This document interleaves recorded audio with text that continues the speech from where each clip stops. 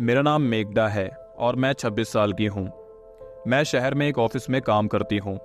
छुट्टियों में मुझे शहर की भीड़भाड़ से दूर किसी गांव में समय बिताना बहुत पसंद है। एक छोटे से गांव में मेरा घर एक छोटी झोपड़ी है जो कि जंगल के बिल्कुल किनारे पर बसा हुआ है। पर एक हादसे के बाद मैंने उस गांव में जाना छोड़ दिया। एक दिन मैं काम से बहुत थक गई थी।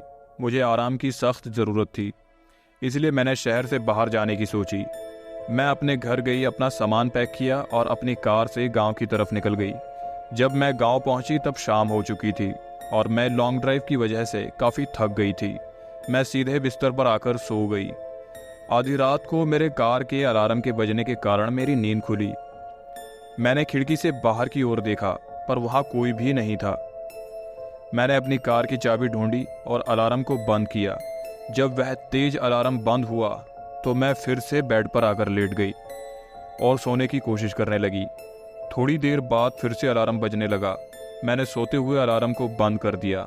सब कुछ एकदम शांत था, चारों तरफ खामोशी थी। कुछ 5 मिनट बाद अलार्म तीसरी बार बजा। 1 या 2 बार तो फिर भी चल जाता है, पर बार बार। अब मैं जानना चाहती थी कि क्या हो रहा है। ऐसा तो नहीं कि कोई मेरे साथ मजाक कर रहा हो, पर इस समय इतनी रात को मैं पर्दे के पास खड़ी होकर देखने लगी।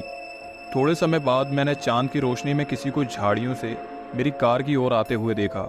वह जो भी था वह काफ़ी लंबा, पतला और काले रंग का था।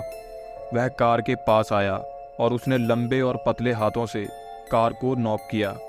फिर से अलार्म बजा, पर वह काली आकृति तेजी से वापस झाड़ियों में चली गई। उस वक्त मैं जान चुकी थी कि क्या हो रहा है। मैं डर से कांप रही थी। मैं अलार्म को बंद कर उस चीज़ पर नज़र रखने लगी। वह चीज़ झाड़ियों से बाहर आई और धीरे धीरे मेरे घर के गेट के पास बढ़ने लगी। अपने एक हाथ से उसने गेट के लॉक को खोला। मैं इतना डर गई थी कि मैं हिल भी नहीं पा रही थी।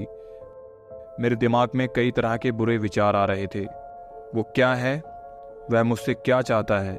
वह क्या कर रहा है? क्या वह यहाँ से कभी जाएगा भी? मेरे शरीर में सिर से लेकर पांव तक कपकपी छूट गई थी। मेरा गला सूखा था और मेरा दिल जोरों से धड़क रहा था। मैं बहुत ही भयभीत थी और डर के मारे मेरे दांत किटकिटा रहे थे। मैंने खुद पर काबू पाया और मैं उतनी तेज़ी से नीचे चली गई जितनी तेज़ी से मैं जा सकती थी। मैं बस लाइट्स ऑन करने ही वाली थी कि तभी मेरे पैर जम गए। वो काली आकृति खिड़की के पास खड़ी थी। वह खिड़की से अंदर की ओर देख रहा था कि कोई अंदर है या नहीं। मैं जल्दी से अपने सोफे के पीछे छुपकर देखने लगी। तब मुझे समझ आया कि कार के साथ छेड़छाड़ करना केवल उसका अपने शिकार को बाहर लाने का तरीका था। मैं उसके डरावने चेहरे से अपनी आंखों को हटा नहीं पा रही थी। उसकी चमड़ी राख की तरह थी जिस पर सिलवटें पड़ी हुई थी। उसकी आंखें छोटी और पूरी तरह से काली थी। उसकी नाक की जगह पर 2 बड़े बड़े गड्ढे थे। उसके चेहरे पर होठों की जगह बड़े बड़े पैने दांतों की 2 लाइनें थीं। उसकी सांस बहुत भारी और डरावनी थी, जो कि खिड़की पर भाप की तरह साफ नजर आ रही थी। मैं जानती थी कि वह जाने वाला नहीं है। खिड़की के पास थोड़ी देर तक खड़े रहने के बाद मुझे उसकी फ्रंट डोर को खोलने की आवाज़ आई। मैंने देखा कि वह दरवाजे के हैंडल को खोलने की कोशिश कर रहा था और उसके बाद उस जानवर ने एक तेज आवाज़ निकाली। वह आवाज़ किसी इंसान की तो नहीं हो सकती थी। वह आवाज़ ऐसी थी कि मानो कोई पागल कुत्ता हड्डी को चबा रहा हो। गहरी तथा भयंकर जानवर के गुर्राने की आवाज़ थी उसकी। मैं जानती थी कि यदि इसने मुझे देख लिया तो यह कुछ भी कर अंदर आएगा।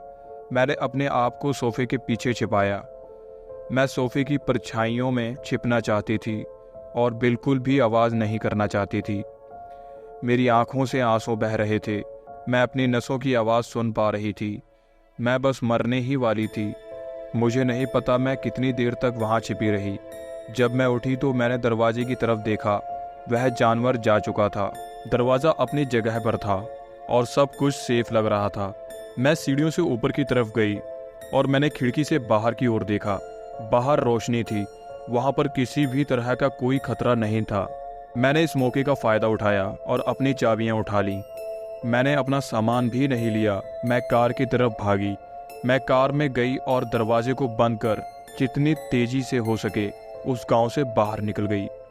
मैं तब तक गाड़ी चलाती रही जब तक मैं अपने शहर ना पहुंच गई। जब मैं अपने अपार्टमेंट में पहुंची तो मैंने रेडियो ऑन किया और मैं एक न्यूज़ सुनने लगी। अनाउंसर ने कहा कि गांव से 2 लड़कियों की लाशें मिल गई हैं। उनका शरीर बुरी तरह से कटा फटा पड़ा हुआ दलदल में पड़ा था। मुझे मालूम है कि जो वो जानवर चाहता था वह उसे मिल गया।